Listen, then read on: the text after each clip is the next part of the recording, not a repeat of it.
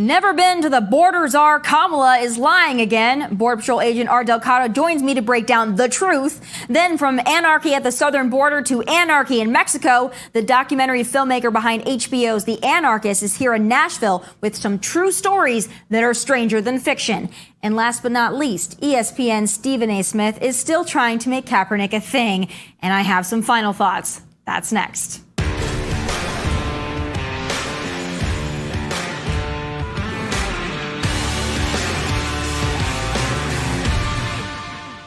Let's play a game, shall we? Two truths and a lie. A record amount of meth was seized at our southern border. B, the population equivalent of Ireland has invaded our southern border since Joe took office. Or C, our southern border is secure. If you picked C as the lie, you are correct. Now, please, for the love of God, someone tell Kamala.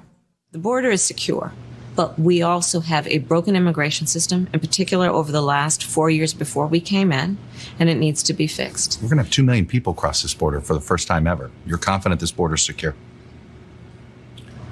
We have a secure border in that is a priority for any nation, including ours and our administration.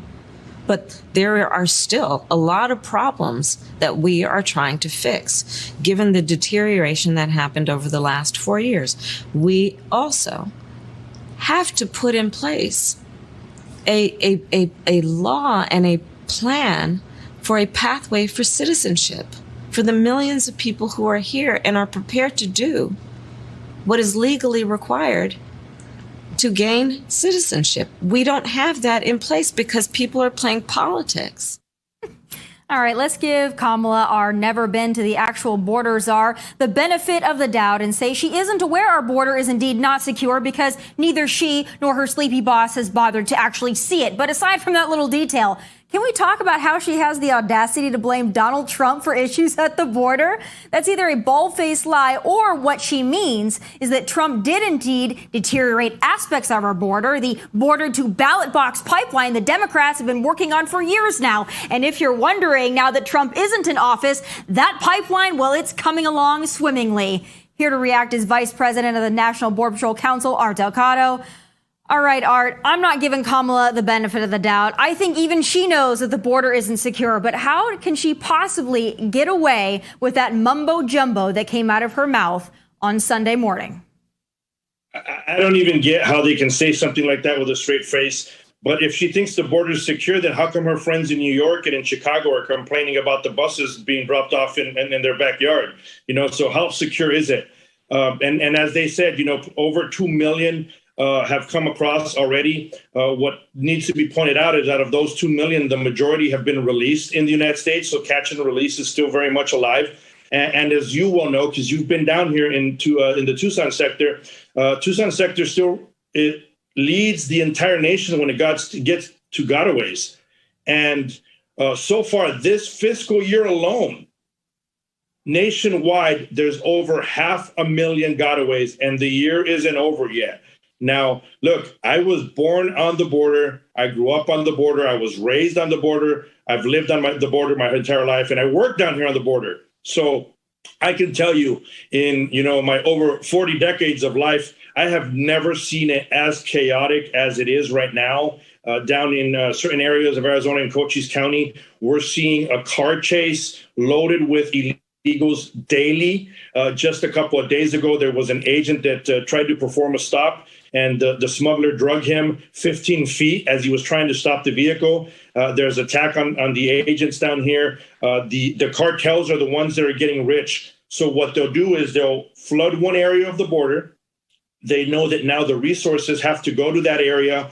They have to worry about transport. They have to worry about processing. They have to worry many times about hospital watch. And the drug cartels see that. They have the hills scouted. They take advantage at that point to smuggle people across that may have more of a bigger criminal background and or drugs, because drugs are pouring in at an unsurmountable amount. And what's funny is we also heard from this administration that the majority of the drugs that come in, they come through the ports of entries. However, when the ports of entries were closed during the pandemic, we still had a ton of drugs coming into the country. We had many individuals in America that were overdosing, and the price of drugs hasn't gone up. Why? Because drugs continue to pour into our nation in between the ports of entries. And this administration has dismantled the border, and they're doing what they can to dismantle law enforcement that is protecting our nation's borders as well. So would you say, Art, that the Border Patrol agents are experiencing low morale right now? What is an average day in the life of a Border Patrol agent? Because I spent a lot of time with Border Patrol, and most of it was during the Trump administration. When they were doing their job, they felt empowered to do their job, a sense of duty. Of course, they were still being demoralized and demonized by the media. That was excruciating during the Trump administration, as we know. But they still felt like they were able to make an impact. What is it like for these agents on the ground today? I'll use your own words. The morale of the agents on the ground is on the ground right now. That's how horrific it truly is. And, you have to also see, we come from a very big high of getting things done correctly under the Trump administration. I've been here for several administrations, and I can tell you that under the Trump administration, things were getting done correctly. There was still a lot of obstacles, of course, but the morale was high because we had the president's ear, and we had a president that actually cared about border security and about law enforcement. But it's a complete turnaround under this administration, the lawlessness. And for as much backing as President Trump gave law enforcement on the border, this administration gives that same backing to the criminal element. They continue to create that magnet for individuals to enter the United States illegally. It's catch and release all over again. You have agents that go out there, they put on their uniform, they put their lives on the line. They get involved in these vehicle stops where these individuals don't stop. They go into car chases, very dangerous situation, or even out in the field. And then when they arrest these individuals, they claim asylum, which is just crazy. They go to all that effort to avoid apprehension. They go to all that effort to put our agents' lives in jeopardy. And then once they get apprehended, they claim asylum. They go through the asylum process, and then they get released in the United States. And many of their cases will not be heard till 85 months from now.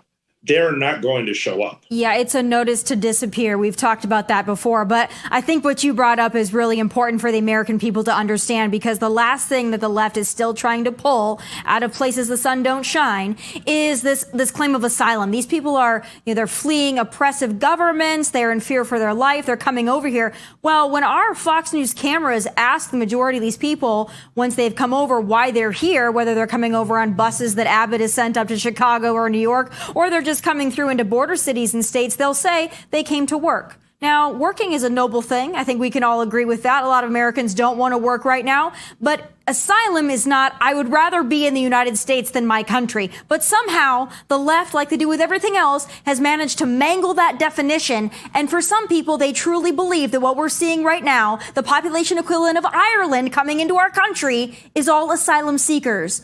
Art, please break down what these people actually are by and large. You're 100% right. Your financial situation is not an asylum claim. And to use the Democrats' own words, they have said that out of all the individuals that actually are claiming asylum, only 7% are actual true asylum claims.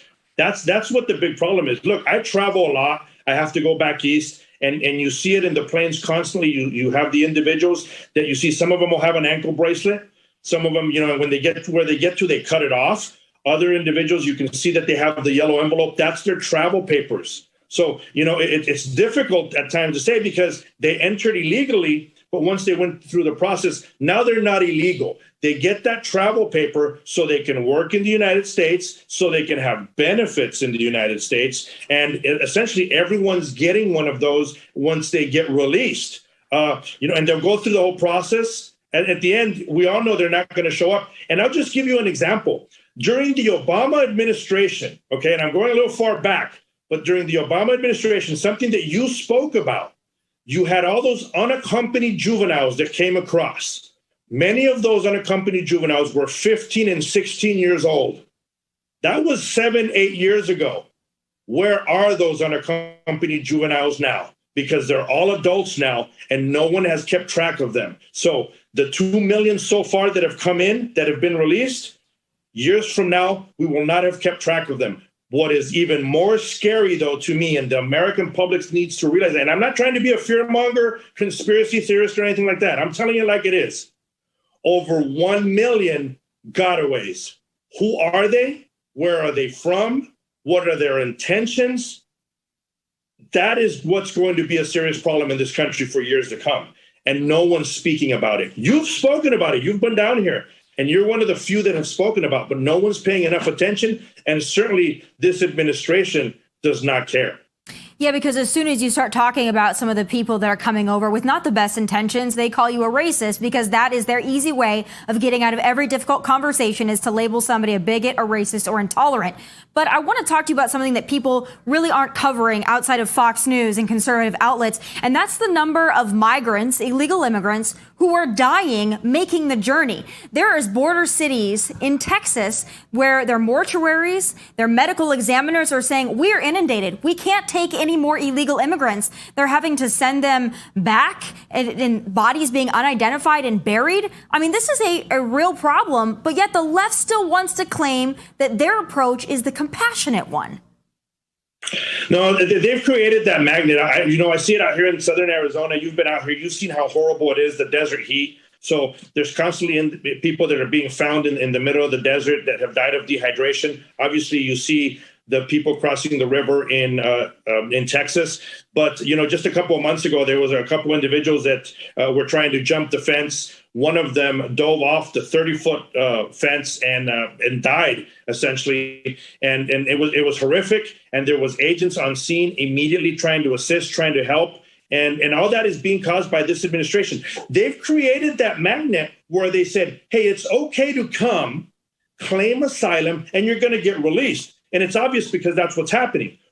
What they're not factoring in is that you have the criminal drug cartels that are the ones that run everything on the border. So the drug cartels are there. When these migrants show up to the border, the cartels say, well, hold on. We're the ones running the show. We're going to tell you where to cross, how to cross, and how many of you are going to cross. When they do that, it's to cause a distraction. Mm-hmm. It's to be able to say, hey, now the resources of agents are going to be deployed in that area to have to bust a lot of these large groups. And all the while, the drug cartels, they just sit there and wait. And once those groups come across, they bring their product across. They bring the fentanyl across. They bring heroin across. They bring methamphetamines across. You've seen what's been apprehended at the port of entry. That is a small amount compared to what's coming across into the U.S. And what angers me is I hear all the excuses. I hear the racial excuses. Me being Hispanic, I've been called a race traitor one too many times. But I remind people, hey, look, I took an oath to the only country I care about. That's America. If that sounds racist, then I'm sorry. But this is my number one priority, is this country, not anyone else. And the drug cartels bringing drugs across, they don't care about human life. No, they don't care whether you voted Republican, whether you voted Democrat. All they care about is the green, the money that they're making. And they're making this money right now because this administration has empowered them to do so by the criminal magnet that they have created. You're absolutely right about that. And another point that I like to drive home, and I learned from agents and from people like yourself who have educated me on this over the years, is that it costs a lot of money to get over that border illegally. Whether it looks like they're struggling to get over because they want to come here and create a better life and make money, that may be true. However, they are paying thousands of dollars to tens of thousands of dollars to a criminal enterprise to come over here. So while they are leaving their country, funding a criminal organization, coming over to our country and then sucking our tax dollars dry, quite frankly, as an American, it pisses me off. And I'm sure it pisses off a lot of legal immigrants. Other thing I want to ask you about, though, because this actually is something that boggles my mind. Why right now? I know that they pick certain areas to inundate, but it seems like Texas, of course, and Arizona, they're getting the brunt of this. But you're not hearing about this happening in the numbers that we're seeing in Texas and Arizona, in California, which is also a border state. Art, why are they not seeing the influx in California that they are in other border states? So the structure in California is a lot better because they've already put some kind of wall there. There's actually a double wall in a lot of areas. So the structure for one, but a lot of the thing is the drug cartels. It's the cartels that are running everything south of the border. They know what areas are harder for agents to respond to, and it makes it harder for them to be able to go to a processing center. And I'll give you Arizona, obviously, as one point. You've been out here, but for the people that don't understand, there's a lot of mountain ranges, and a lot of the stations are far away from the processing centers. So it could take an agent, 4 hours to get to a spot to arrest individuals, and then they have to worry about driving them all the way back to the processing center. The cartels are very much aware of that. And what's crazy, and it blows my mind, is you mentioned Arizona, you mentioned Texas. Texas, leading with numbers of people that are giving up and coming across, and they're having to get processed. But, the administration, they're still having this agency take agents from Arizona to Texas so they can assist with processing in Texas, all the while Arizona's leading the country in gotaways. So right. You're stripping more areas of the border even by doing that. And you mentioned the money. I need people to understand this so they can see, how rich the drug cartels are getting. Under other administrations, the drug cartels would charge, and I'm going to go with a low number. I'm not going to go with a high number. Some of it depends on where you're from, but let's just go with a low number. Let's just say $5,000 per individual to cross into the United States. Under other administrations, they would charge $5,000. They would bring individuals into the U.S., and they would have to worry about smuggling them to different parts of the United States via vehicles or anywhere else they could do it. Under this administration, the drug cartels are still charging that same amount of money, but now it's just to cross through that part of the border, knowing full well that they're going to get released in the United States. So, they don't have the expense that they had before, but they're still making the same amount of money. And then you add in the huge amounts of drugs that they're making money off on the side because agents are distracted. I'll tell you why. I'll tell you why, because we're doing the busing for them. The cartel doesn't have to worry about transporting illegal immigrants to the places they want to go because they come over here and they get a bus ticket wherever they want to go. Not that I'm dogging anything that Governor Abbott is doing, because I think what he's doing is masterful and genius, and I think it's necessary to show these blue city mayors what's happening. But we're doing all the hard work on our tax dollars for the cartels. We're helping them in the process. We're becoming another link in the chain, which is infuriating to me. But Art, I don't know where this is going. Last question I have for you in the time we have remaining. Let's say we take back Congress in November. Does this change at the border? Does it get better? Or under this administration, so long as this administration is in power, are we going to be seeing this until 2024? Longer? You always ask the hard questions, and I don't want to be a downer on your show. Certainly, it would be a step in the right direction, getting the right people in political positions that actually care. And it's just people that actually care and that they seek the reality, because I see a lot of candidates sometimes, and they'll say certain things that they're not certain of just to get the votes, or they'll pander to certain individuals. I ask people to look closely at some of those people that actually are speaking to the boots on the ground, not just, the manager in the piece or the people that are retired. They have to look at the actual boots on the ground, because those are the ones that actually have the answers of what's going on. But unfortunately, I think, I hear all the talk of impeach this person, impeach that person in different CBP positions. At the end of the day, it's the administration, it's the president. They're the ones that are going to have to make the right decisions, put the right people in place running the agency. Don't get me wrong. The midterms are great because it's a step in the right direction and it helps block policies from going through. But at the end, we're going to have to just wait it out till we have an administration that actually starts caring about the border and actually cares about law enforcement again. I agree with you. And unfortunately, by that time, who knows how many millions of illegal immigrants we're going to have in the United States and how many kids they're going to have by then. That's the cold, hard truth of all of this. We as a nation cannot afford to take care of the world's people, especially when we're dealing with the issues that we have right at home. Art, I wish we had more of a hopeful message. I'm just going to say 2024, maybe we can get in a DeSantis or maybe a Donald Trump again, put back Remain in Mexico, actually enforce that border, finish that wall, and then maybe we'll make some headway. But until then, thank you for being on the front line and always bringing us the truth. Thank you so much. I really appreciate you having me on. Of course, and hope to see you soon. All right, still ahead, a fringe group of people who call themselves anarcho-capitalists found a safe haven, or so they thought, in Acapulco, Mexico. But it turns out that anarchy in paradise was anything but. The documentary filmmaker behind the HBO series joins me next. It started as a libertarian on steroids conference in Acapulco, Mexico for self-proclaimed anarcho-capitalists who wanted to live, learn, and raise their families under the thumb of no government, no control, no nothing, a stateless economy and way of life. But that way of life got a little messy when human nature collided with this pure freedom utopia. Take a look. Everyone thinks anarchy is do whatever you want. Anarchy just means self-ownership, the most peaceful ideology in the world. The state has oppressed me since birth. I was wanting more freedom and wanting to be controlled less. We wanted a pure anarchist life for our kids. When they did Mexico, there's a solution. What would you think about a conference in Mexico? People just like you and I, who question authority, who want to live differently in Acapulco. It will change your life.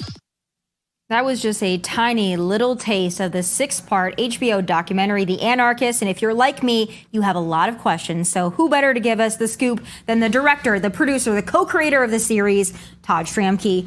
All right, Todd, I was there at kind of the debut and watched the first episode. And for people that have not seen it, this is fascinating because it's true. And you spent a lot of time with these people. But to go back for people that are not familiar, what is an anarcho-capitalist? Well, anarcho-capitalism is basically, it's like a subculture within a couple other subcultures. So it's most closely tied to the American libertarian movement. So if you think of figures like Ron Paul and Judge Napolitano, they, believe in very minimal government. Well, an anarcho-capitalist is someone who just takes that and goes to a further extreme.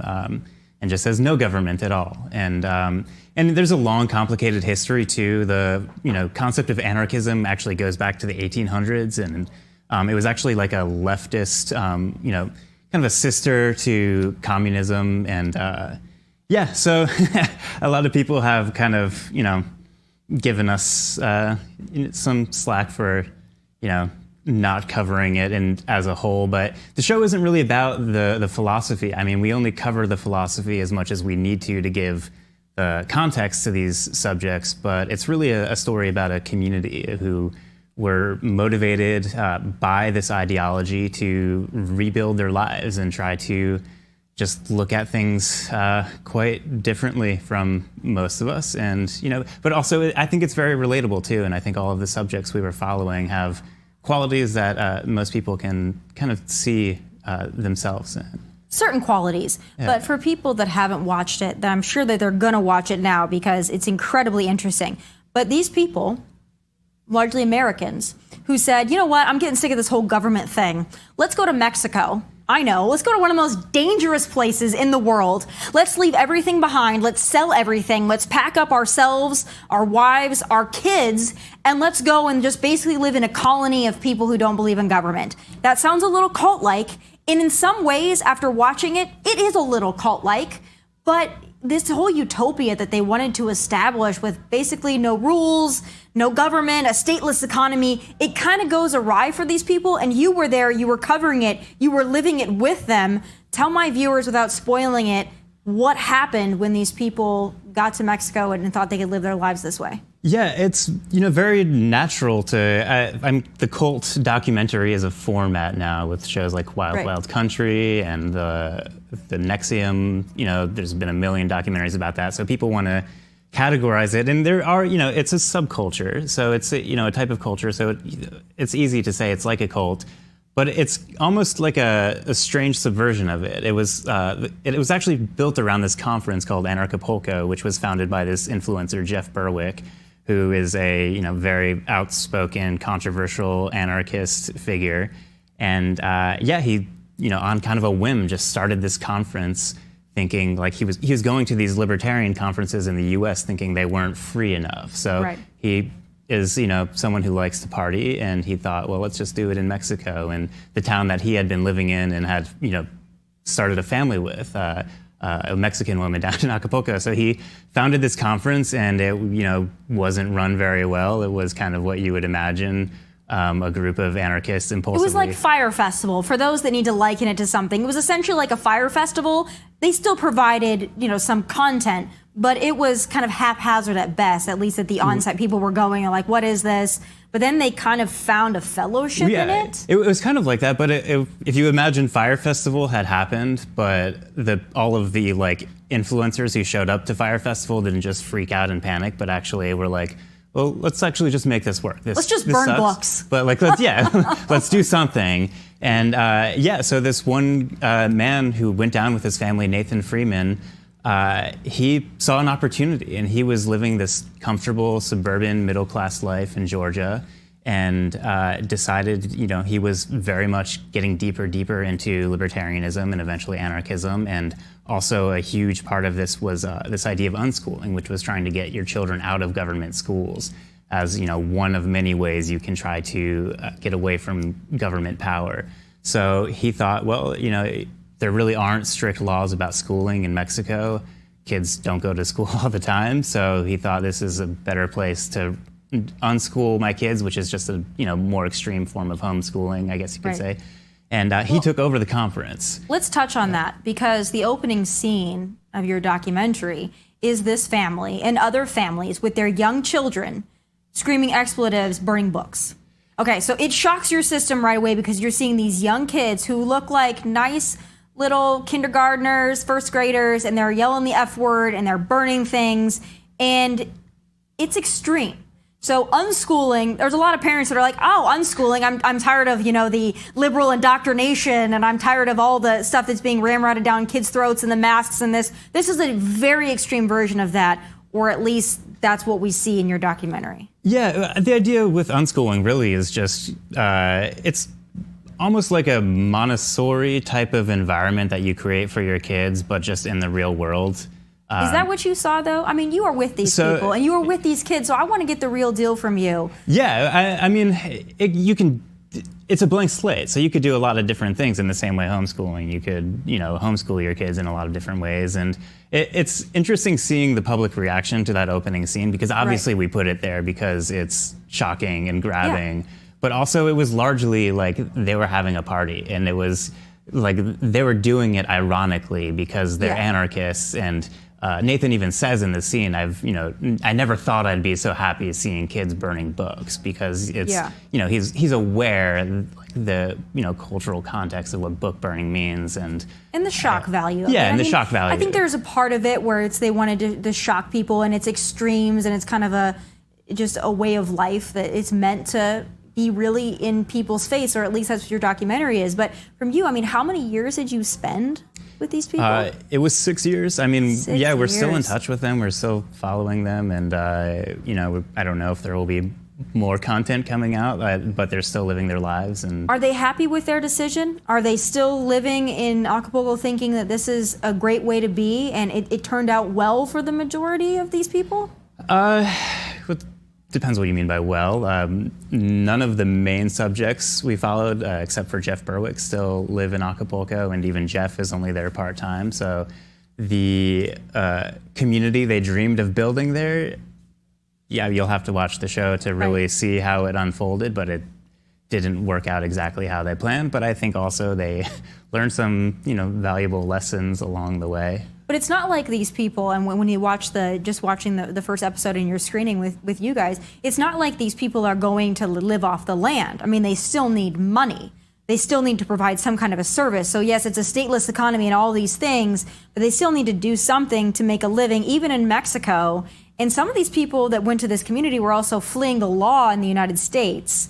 So it started getting a little hairy, because not all the individuals had the same background, and things got a little weird, if I'm not mistaken. Yeah, there was really this hope that because everyone who was showing up, first to the conference and then the people who stayed to be a part of the local community, the expat community, they thought that their ideology would really provide for them, and that because they all shared this system of belief that they could come together and build something. And there was so much going on in that community that just never came to fruition, and we didn't even bother to put it into the show because it was Right. it just, things are not happening. People planning to start big businesses and buying land and all that, and you had this community of people too who are like very, very radical individualists, and they all want to be the leaders of their own lives and their own destiny, but things get complicated when you have that. And how do you, nobody wants to take orders, nobody wants to Right. follow a hierarchy, so it becomes difficult to get things done. Kind of like an Animal Farm type of situation in some ways. Kind of, yeah. I mean, there's like such an inclination to compare it to these things, but it's because the reason I think the story is so interesting and dramatic, though, is because it subverts so many expectations. In that, yes, it was a story of people trying to build a utopia, but it was a story of a lot of people who were really suffering and who were damaged. And the reason they were down there was very often because they were facing some sort of action from the state, from a government. And a great example of that are two of our main subjects, John and Lily, who were these young, hippie, dreadlocked kids, just out of, dropping out of college. And they were busted for, what should have been a relatively minor cannabis charge in the state of Ohio. But John was a repeat offender, and they were, supposedly facing up to decades in prison. Probably wouldn't have been that bad for Lily. It's complicated, but yeah, they were, Ron Paul supporters, really. They were like just young libertarians who weren't dangerous people, but were facing prison. And that was one of many things that just drove them, to this further extreme, where they tried, when they were younger, participating in electoral politics, but saw how difficult and damaged that system is, and how so many people just get swept up, like supporting a candidate who they think is someone who's an outside voice, who can do things differently because they've faced something in their lives, or they know people who have faced some sort of state oppression. And yeah, they went to this community thinking that, they would find community, and they'd really... Right. Everybody just wants somewhere to belong. And we call these people kind of fringe, and it is fringe in some ways. But I think you talk about people trying to make comparisons, watching the series, the docuseries, and they're trying to say, these people are this, these people are that. Now, when I first watched it, I said, these people look like liberals to me. But some people watch and go, these look like Trump supporters. So everybody gets something different out of it. But these people are not... They're not all Trump supporters. They're not all Bernie supporters. Not really supporters of anything. But there is a quick rush, at least for people in this polarized nature of politics that we live in, to want to label someone something if they're on the fringe of something. But that's not what you saw.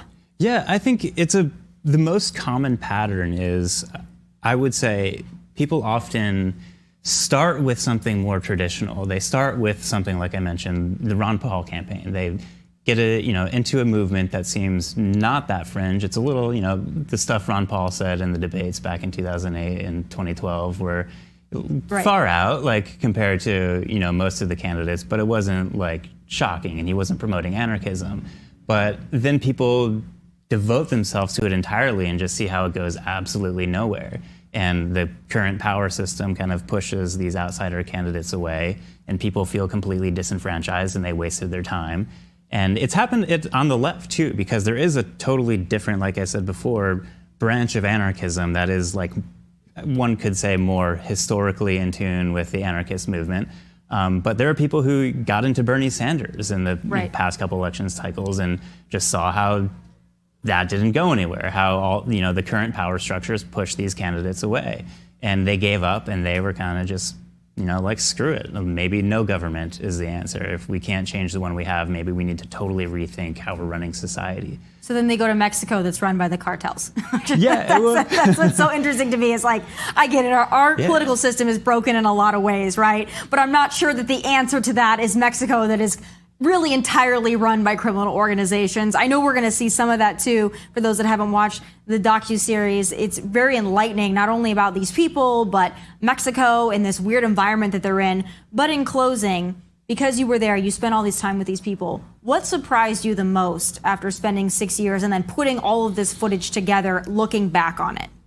I mean, there were so many events that were just completely shocking and surprising. There was a murder. 3 of our main subjects in the show died during the making. So just the events themselves were shocking. But I think what was maybe not surprising the most, but the most satisfying about the show was seeing the growth of all of these subjects throughout the years and how they were actually very capable. And I think it's a beautiful thing about doing a documentary over a long period of time is that you're getting a bigger picture of a person as they experience something very significant in their lives, and you can actually follow and see the consequences of it. And pretty much all of these subjects, even though they, for the most part, didn't go to completely denounce the idea of anarchism and radical ideology, they grew and matured in ways that allowed them to embrace ambiguity and embrace nuance in their lives.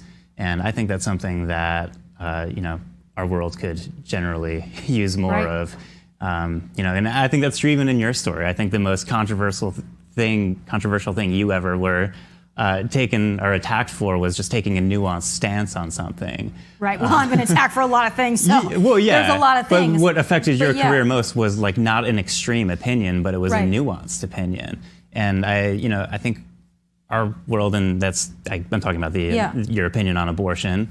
And I think our world needs more of that. We need to realize that no individual knows the answers to everything, and we need to engage in conversation and realize that actually developing the policies of how our society runs is a process and requires listening and conversation and negotiation. And you can't put people in a box because we can't exist in a box, and they want to put you in a box, and then when you don't fit in the box, they want to call you fringe. Yeah. And that's not necessarily fair in every case. But the docuseries is fantastic. I mean, congratulations to you guys for what you were able to accomplish. We're looking forward to seeing what you guys do next because it's fantastic and it really sucks you in. I mean, you can't get much better than children book burning over flames in an opening scene. So I encourage everybody to take a look at The Anarchists. HBO, that's a big deal for you guys. So congratulations once again. I know you guys put in all the work, but that HBO stamp is not a bad, accolade, right? Yeah. All right.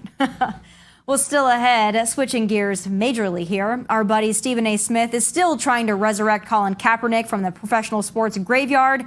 And my final thoughts are next. ESPN's resident race baiter Stephen A. Smith is still trying to make Colin Kaepernick a thing, and I have some final thoughts.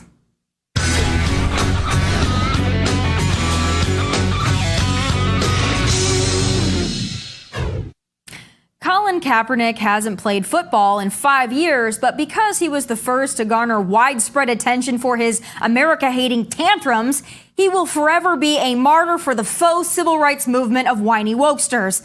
And that's fine. Let him be a social justice warrior, a Nike ambassador, an influencer for all things ungrateful and anti-American. Whatever. But for the love of God, can y'all stop trying to convince professional sports the professional victim, Colin Kaepernick, is still a professional athlete? Every time an NFL player gets hurt or retires or breaks a damn pinky nail, the political activist wannabes over at ESPN, aka MSNBC Light, try to make Kaepernick happen again. Right now. Are you ready for this? Are you ready for this? Don't do it. Because Keyshawn and I were talking about this outside as well. You know what? This is a different subject for another day, maybe. It will never happen, in my opinion. Might want to make that call to Colin Kaepernick. Might want to take that change. Might want to find out. Now, he ain't been around, but he's a playmaker with his legs.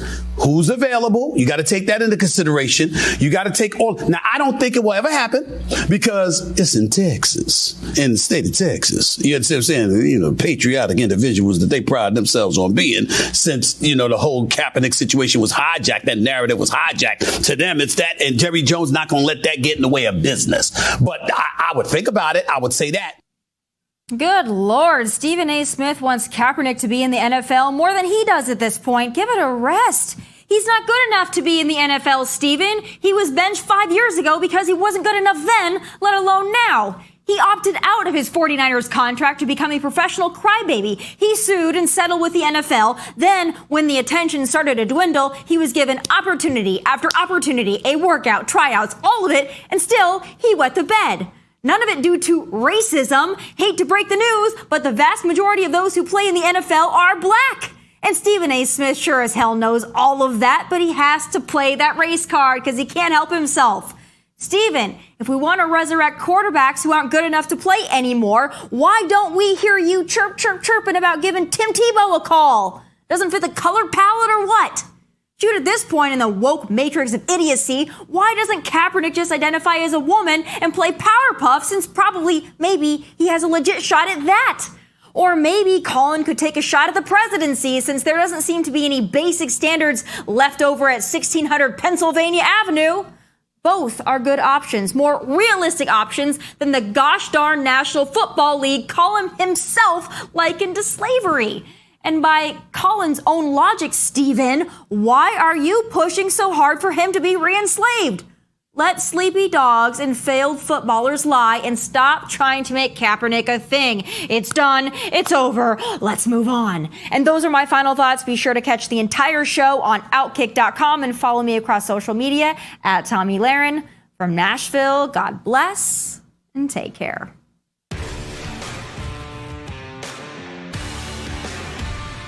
This is the point where I really want to highlight all of the Rangers that are trained shooters are already in the city streets and they're already fighting for their lives. There's a handful of supporters that came over with us. They're part of our unit and they all get the same training, but their primary job are cooks and supply clerks and intel specialists.